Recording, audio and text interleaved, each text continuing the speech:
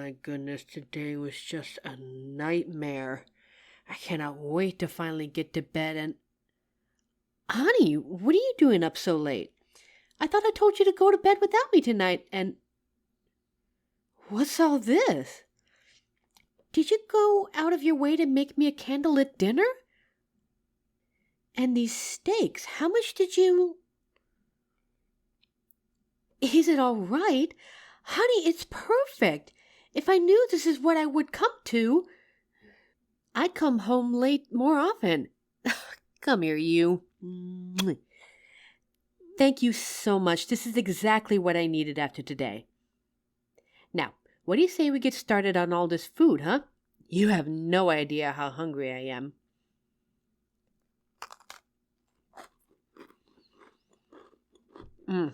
That's the stuff. Medium rare with just the right amount of thickness, just the way I like it. And you know I love the way you make these loaded potatoes, too. Yep. This is why I married you. No, that's not the entire reason I married you. It's also because you're good at cleaning. Oh, stop. You know I'm just joking around. I love how you're so easy to tease. You know I love you so much. All of that is just a bonus. But that's enough of that. I have got to get more of this.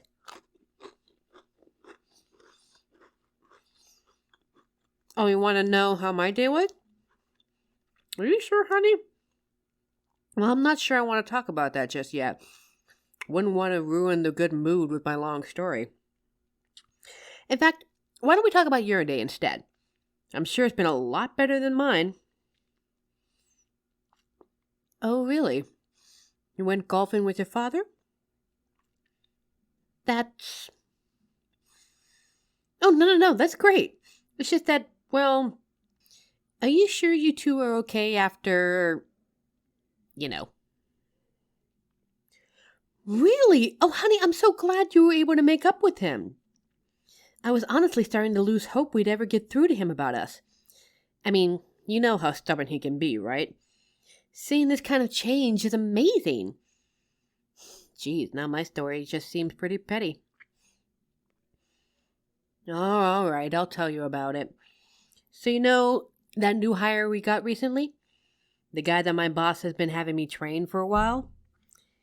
Yeah, so I was showing him around the computer system, right? But then I get this really important work call and need someone to take over with the newbie. And lo and behold, the only one that's around to help me is Vanessa. Yeah, you already know where this is going. I leave for 2 minutes. 2 minutes. And of course, what do I find? Vanessa's twiddling on her phone playing Candy Crush or whatever while the kid's panicking. Found out later, the poor guy found himself clicking some link he wasn't supposed to and got himself a phishing scam. Because of that, my computer got locked out. I swear I can't trust that woman with a thing. She's just sitting there doing God knows what while the new guy is panicking. It's like she's the stereotypical mean girl in a high school romance story. Like, grow up, will you? Oh, and bless the newbie's heart, he was on his knees begging me not to report him. So after that, I had to call the technician to get my computer back up. Of course, all the data was gone, so I had to redo everything I hadn't managed to print off already. Before that, I still had to finish my lesson for the newbie, and after all that, I finally got to go home. Explains why I came back from a 9 to 5 at 10 in the evening, right? Oh, honey, that meal was perfect. I needed that so badly. Now tell me, do I or do I not have the best house husband in the world? I think there's still more I want to talk about right now, but I'd like to be in bed for it. Gonna join me, honey? Hey now, stop that. Not tonight, honey. I'm a little tired, as you might be able to imagine. Besides, what I want to talk about is serious. How about you just come with me, okay?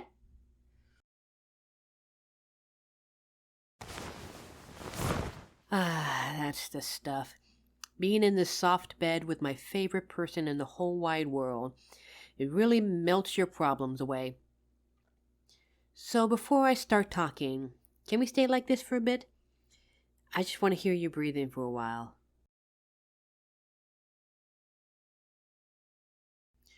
So, honey, I just wanted to say that I was elated when I heard about your dad. I know how hard we've been trying to convince him that our dynamic is a good thing. Of course, you probably know better than anyone how stubborn that man can be. Son, you can't just let your wife do all the work for you. You gotta go to a trade school and get a job. But if you did, who would be here to cook for me? In all seriousness, I know you had to get used to a lot in order to be with me. I've never really been all that good at cleaning or cooking or all those things a wife is expected to be good at. Lord knows I've nearly started a few fires trying to surprise you. That stuff just doesn't come naturally to me. I've always been more of that stereotypical career woman, you know? The kind that's more comfortable in a cubicle than at home. The cutthroat workaholic that's constantly climbing the corporate ladder. Only thing is, I just couldn't cook for the life of me. Had to get takeout for 2 meals a day. At least, of course, until I met you.